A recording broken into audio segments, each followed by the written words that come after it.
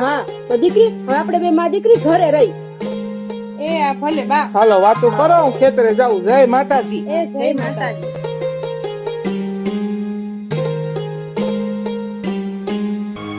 જા હવે આમ લાકડા કાપી આવ. સાંજે રાંધવા આટું લાકડા તો જોહે ને.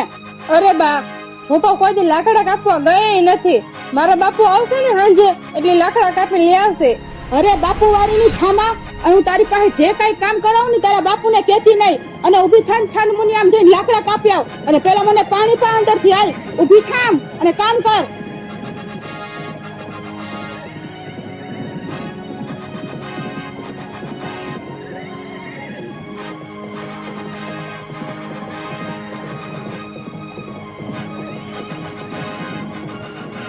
એ લ્યો બા, પાણી પીવો.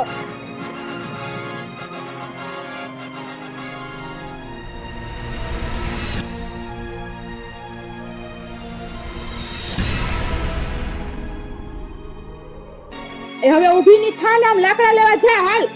બા પણ મગડામાં મેં મગડો જોયો નથી. હું આમ ક્યાં લાકડા કાપવા જઈશ? મેં કઈ નથી જોયું.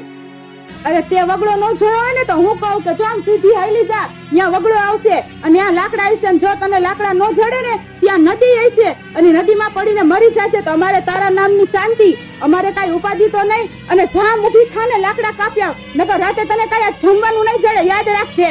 એ હા બા, તમે ખોટું આવું બોલામાં. હું જાઉં લાકડા કાપવા. જા હવે, નકર હુવાય નહીં દઉં રાતે ઘરમાં.